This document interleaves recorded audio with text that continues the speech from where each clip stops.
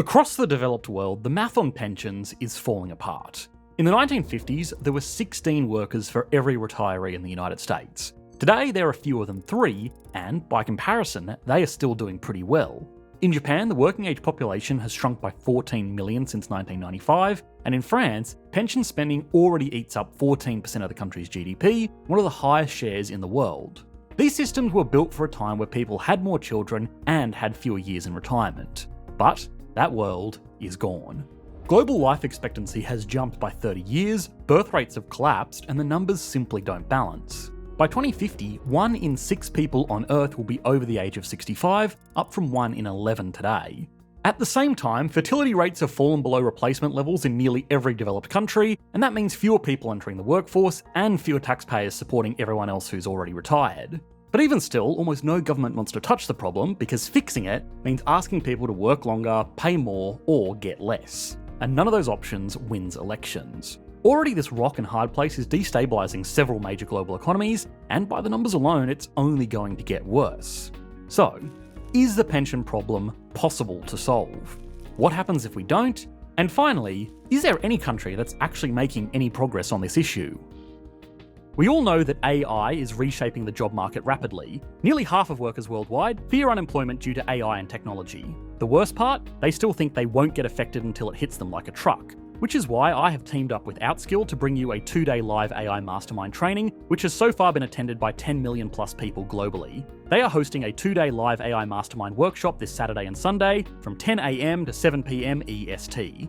Now, usually this is a paid training worth $395, but Outskill is running their big Black Friday sale and offering all of my viewers a free seat in the training. This is not some scammy course taking advantage of the current fear around AI. It is actually built from expert mentors from companies like Microsoft, OpenAI, Nvidia, Google, and more. In just 2 days, you will learn 10 plus AI-powered tools, master AI in Excel, Sheets, and presentations. Start building your own AI agents and workflows. So if you are interested in upskilling yourself and building your business or career with AI, save your free spot now via the link in the description before the seats vanish and join their WhatsApp community so that you never miss a beat. Pensions were one of the greatest economic promises of the 20th century. You work now, you contribute to the system, and then you retire and society takes care of you. But that deal only works if the math does, and increasingly, it doesn't. Most pension systems around the world run on what's called a pay-as-you-go model. The money you pay in today doesn't go into a vault with your name on it, it goes straight to today's retirees. Then, when it's your turn, the next generation of workers fund your retirement. This system worked well enough in the decades after World War II because economies were growing, birth rates were high, and there were plenty of workers to support every retiree. In 1950, the United States had more than 5 times as many workers for every retiree as they have now, and that meant a massive base of contributors supporting a relatively small number of people collecting benefits. Fast forward to today, and that ratio has collapsed from 16 to just 2.7 workers per retiree. And remember, that's also including the influx of women entering the workforce, so the change is even more drastic than the numbers alone would suggest. By 2035, it's expected to fall even further to 2.3. We're seeing this trend everywhere. Across Europe, Japan, and South Korea, the ratios are even worse. Some are already approaching just 2 workers per retiree. This is what economists call a dependency ratio crisis. Too few people working to support too many people not working, and the consequences are enormous. In the United States, the most immediate danger is insolvency, meaning the inability of the system to cover what it owes its retirees. The US runs the largest pension system in the world with over 73 million people receiving Social Security. It's funded by a 12.4% payroll tax split between employees and employers, so in theory the system balances itself. As long as enough people are paying in, there should always be enough to pay out. But now that balance is starting to go off kilter. By 2035, Social Security's combined trust funds are projected to run out of reserves. After that, payroll taxes will only cover about 83% of promised benefits, down from nearly full coverage in past decades. In other words, unless something changes, retirees could see an automatic 17% cut to their income. For the average American retiree living on $1,900 a month, that's $300 they can't afford to lose. And we haven't even accounted for inflation yet. Even if benefits stay the same on paper, rising prices are already eroding into what those dollars can actually buy, meaning each Social Security check is worth less in real terms every year. And that's just at the federal level. State-level pension funds are in deep trouble too. As of 2022, state pensions were underfunded by $1.27 trillion. In states like Illinois, New Jersey, and Kentucky, public pension plans have less than 60% of the assets they need to pay future retirees. That shortfall is the equivalent of about 7% of those states' early retirement income. Now, if America's problem is running out of money, Japan's is running out of people. With a median age of nearly 50, Japan has the third oldest population on Earth behind only Monaco and St. Pierre. By 2050, close to 40% of Japan's citizens will be over 65, and since 1995, its working age population has shrunk by 13 million. That means pension spending now eats up more than 9% of Japan's GDP. Besides too many people retiring, Japan also shoulders a lost generation that never had a fair shot at saving for retirement in the first place. After Japan's economic bubble burst in the early 1990s, companies froze hiring and slashed wages. Millions of young graduates found themselves locked out of Japan's traditional corporate career tracks, and they were forced into part-time or temporary jobs. The country now calls this era the employment ice age. During this time, employees worked without benefits, without job security, and most importantly, without access to the main pension system. Now, 30 years later, the same generation is entering its 40s and 50s with very little savings, patchy pension contributions, and no stable safety net. Economists warn that when they reach retirement age, Japan could face a serious crisis, millions of elderly citizens with almost no pension at all. That is a terrifying prospect for a country that's already stretched thin. The government now spends more on pensions and healthcare than ever before, about 20% of Japan's entire economy. To keep up, it's had to borrow heavily, helping to push public debt to over 250% of GDP, the highest in the developed world. France faces a different kind of pressure, not insolvency, but the fiscal weight pensions put on the national budget. Pension spending already eats up about 14% of France's GDP, one of the highest shares in the world, and that means that every euro spent on keeping the pension system afloat is a euro that can't go towards hospitals, infrastructure, energy, defence, or just balancing the national budget. And then there's China. Unlike Japan or France, China's pension system is relatively new, but it's aging at record speed. Decades of the one-child policy have left China with a narrow base of young workers and a rapidly growing elderly population. By 2050, nearly 366 million Chinese citizens will be over 65, more than the entire population of the United States today. According to government forecasts, China's national pension fund could run dry by the early 2030s. That is a massive challenge for a country whose people have become accustomed to rapidly improving living standards. Unlike advanced economies, China hasn't had decades of prosperity to build private savings, so millions of retirees will depend heavily on a system that might not be there when they need it most. Add all of this together and the global picture looks grim. The World Economic Forum estimates that by 2050 there will be a $400 trillion gap between what people need in retirement and what's actually been saved to pay for it. That's about 4 times the size of the entire global economy today. So, if the problem with pensions is so obvious, what are governments doing to fix it? Well, at the moment, not much. Every solution comes with short-term pain, and politicians aren't rewarded for solving long-term problems. That's why even leaders who rarely agree on anything take the same stance here. Donald Trump said earlier this year, Social Security won't be touched, other than if there's fraud or something. It's going to be strengthened. Biden made the same pledge. If anyone tries to cut Social Security or Medicare or raise the retirement age, I will stop it. Fixing pensions means asking people to either work longer, pay more, or get less. And none of those options wins elections. In democracies, most leaders think in 2 to 5 year cycles. Pension systems, on the other hand, are 100-year promises. That mismatch between political time and demographic time is why everyone keeps kicking the can down the road. Take one of the simplest fixes, raising the retirement age. Economically, it makes sense. People live longer, so working a few extra years should help balance the system.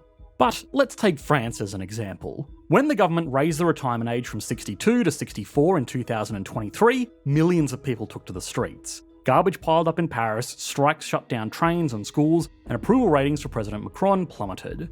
Even though France spends more of its GDP on pensions than most other countries, voters saw the reform as a betrayal of a hard-earned right.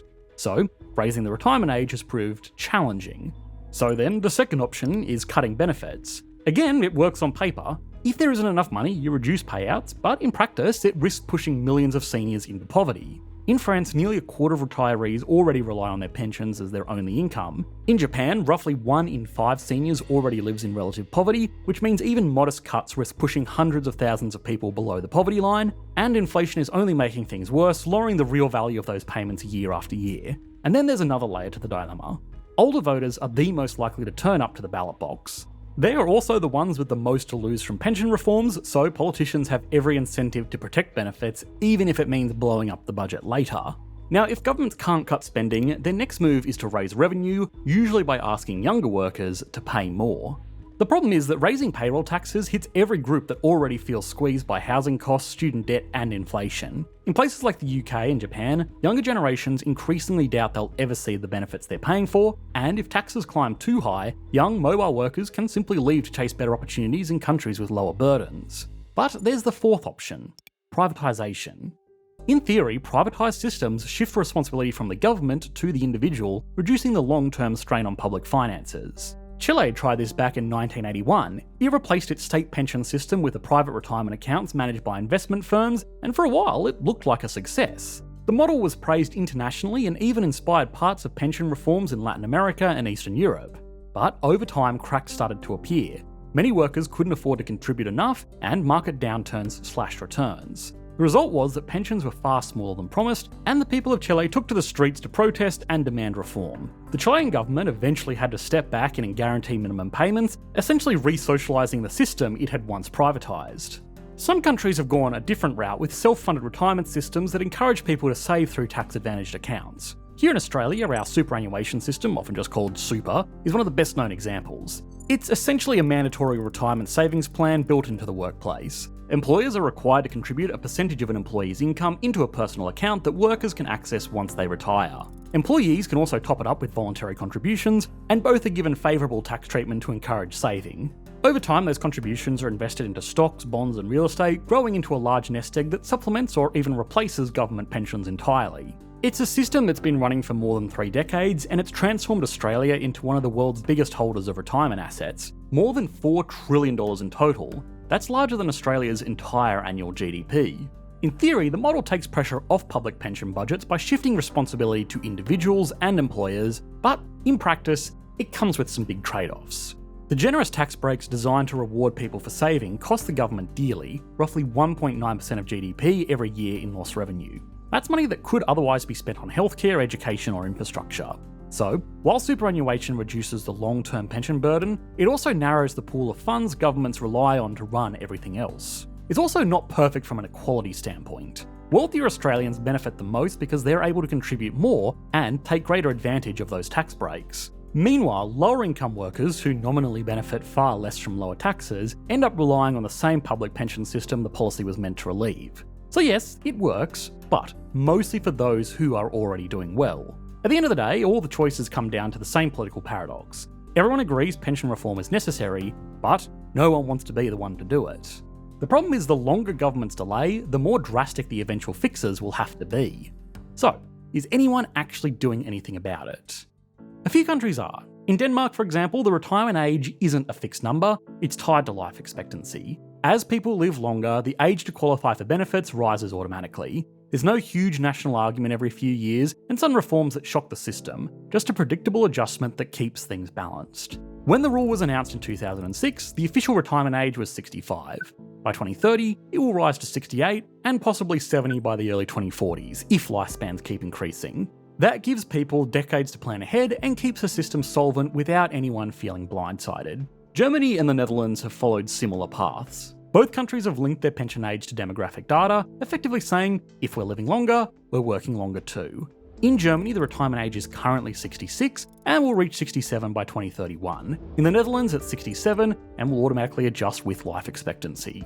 Then there's Sweden, which many economists see as the model for how to reform pensions without political chaos. Back in the early 1990s, Sweden's pay-as-you-go model was collapsing under the same demographic pressures we're seeing today. Lawmakers realised they had 2 options: wait for the system to implode or rebuild it entirely.